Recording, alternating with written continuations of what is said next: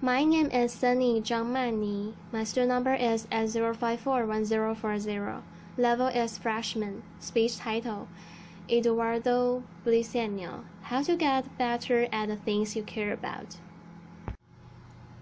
Most of us go through life trying to do our best at whatever we do, whether it's our job, family, school, or anything else. I feel that way. I try my best, but some time ago I came to a realization that I wasn't getting much better at the things I care most about, whether it was being a husband or a friend or a professional or teammate. And I wasn't improving much at those things, even though I was spending a lot of time working hard at them. I've since realized from conversations I've had and from research that this stagnation, despite hard work, turning out to be pretty common. So, I'd like to share with you some insights into why that is and what we can all do about it. What I've learned is that the most effective people and teams in any domain do something we can all emulate. They go through life deliberately alternating between two zones, the learning zone and the performance zone. The learning zone is when our goal is to improve. Then we do activities designed for improvement, concentrating on what we haven't mastered yet, which means we have to expect to make mistakes, knowing that we will learn from them. That is very different from what we do when we're in our performance zone, which is when our goal is to do something as fast as we can to execute. Then we concentrate on what we have already mastered and we try to minimize mistakes.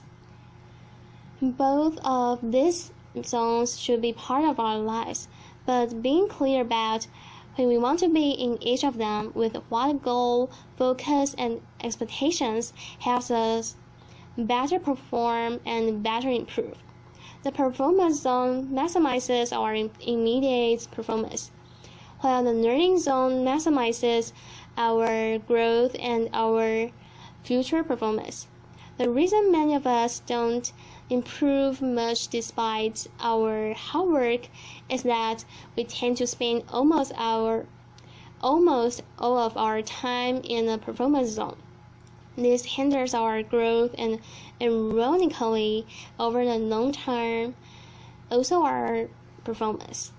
So, what does the learning zone look like? Take the most things: the political leader and the greatest orator and lawyer in ancient Greece.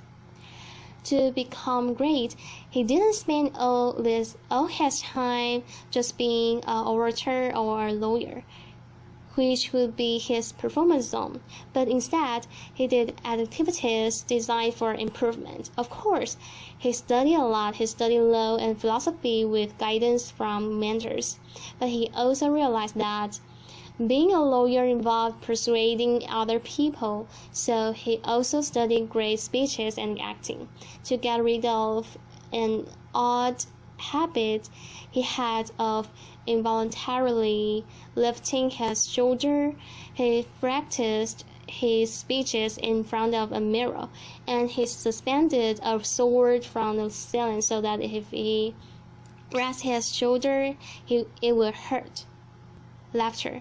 To speak more clearly, despite a lisp, he went through his speeches with stones in his mouth. He built an underground room where he could practice without interruptions and not disturb other people.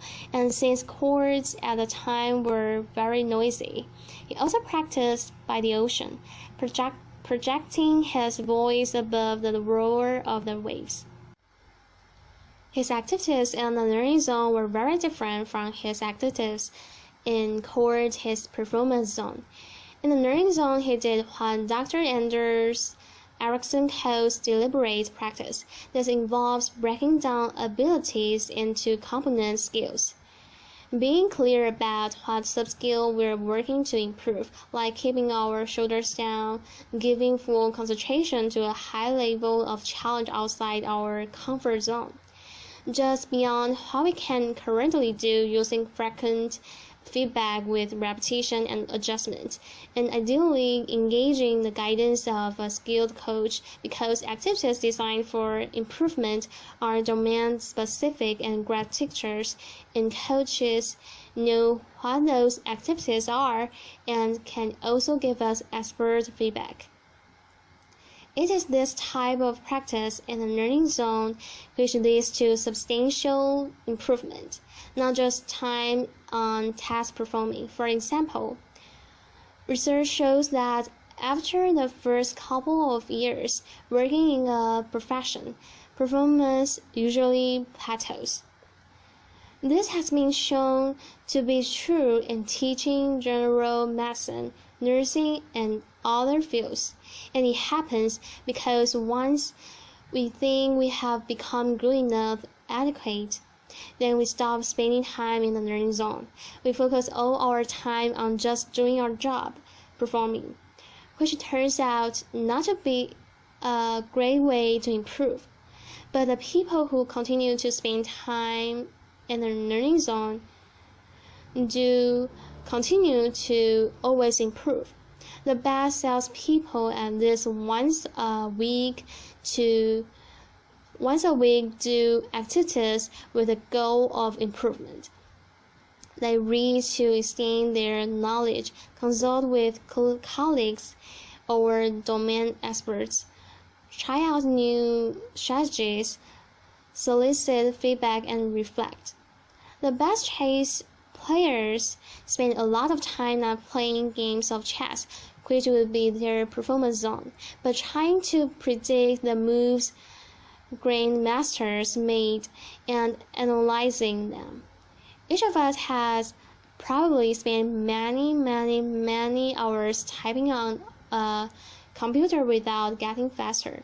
But if we spend 10 to 20 minutes each day fully concentrating on typing 10 to 20% faster than our current reliable speed, we will get faster, especially if we also identified what mistakes we're making and practice typing those words. That's deliberate practice. In what other parts of our lives, perhaps that we care more about, are we working hard but not improving much because we're always in the performance zone? Now, this is not to say that the performance zone has no value. It very much does. When I needed a knee surgery, I didn't tell the surgeon, poke around in there and focus while you don't know. Laughter. We'll learn from your mistakes. I looked for a surgeon who I felt would do a good job, and I wanted her to do a good job. Being in the performance zone allows us to get things done as fast as we can. It can also be motivating, and it provides us with information to identify what to focus on next when we go back to the learning zone. So, the way to high performance is to alternate between the learning zone and the performance zone, purposefully building our skills in the learning zone, then applying those skills in the performance zone. When Beyonce is on tour, during the concert, she's in her performance zone, but every night when she gets back to the hotel room, she goes right back into her learning zone. She watches a video of the show that just ended. She identifies opportunities for improvement for herself, her dancers, and her camera staff. And the next morning, everyone receives pages of notes with what to adjust, which then work on during the day before the next performance. It's a spiral to ever-increasing capabilities. But we need to know when we seek to learn, and when we seek to perform, and while we want to spend time doing the both. The more time we spend in a learning zone, the more we'll improve. So, How can we spend more time in the learning zone? First, we must believe and understand that we can improve, what we call a growth mindset. Second, we must want to improve at that particular skill. There has to be a purpose we care about because it takes time and effort. Third, we must have an idea about how to improve, what we can do to improve, not how I used to practice the guitar as a teenager, performing songs over and over again, but doing deliberate practice. And fourth, we must be in a low-stakes situation because if mistakes are to be expected, then the consequence of making them must not be catastrophic or even very significant. A tightrope walker doesn't practice new tricks without a net underneath, and an athlete wouldn't set out to first try a new move during a championship match. One reason that in our lives we spend so much time in the performance zone is that our environments often are unnecessarily high stakes. We create social risks for one another even in schools which are supposed to be all about learning. And I'm not talking about standardized tests. I mean that every minute of every day, many students in elementary schools through colleges feel that if they make a mistake, others will think less of them. No wonder they're always stressed out and not taking the risks necessary for learning. But they learn that mistakes are undesirable inadvertently when teachers or parents are eager to hear just correct answers and reject mistakes rather than welcome and examine them to learn from them. Or when we look for narrow responses rather than encourage more exploratory thinking that we can all learn from.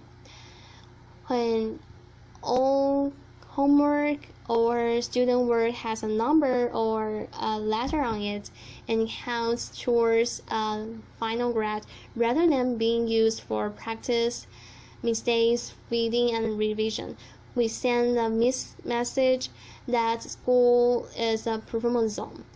The same is true in our workplaces.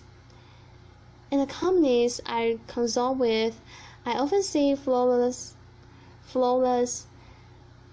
execution cultures which leaders foster to encourage great work, but that leads employees to stay within what they know and not try new things. So companies struggle to innovate and improve, and they fall behind. We can create more spaces for growth by starting conversations with one another about when we want to be in each zone. What do we want to get better at and how? And when do we want to execute and minimize mistakes? That way, we gain clarity about what success is, when and how to best support one another. But what if we find ourselves in a chronic high-stakes setting and we feel we can't start those conversations yet? Then here are 3 things that we can still do as individuals. First, we can create low-stakes islands in an otherwise high-stakes sea. These are spaces where mistakes have little consequence. For example, we might find a mentor or a trusted colleague with whom we can exchange ideas or have vulnerable conversations or even roleplay. Or we can ask for feedback-oriented meetings as projects progress. Or we can set aside time to read or watch videos or take online courses. Those are just some examples.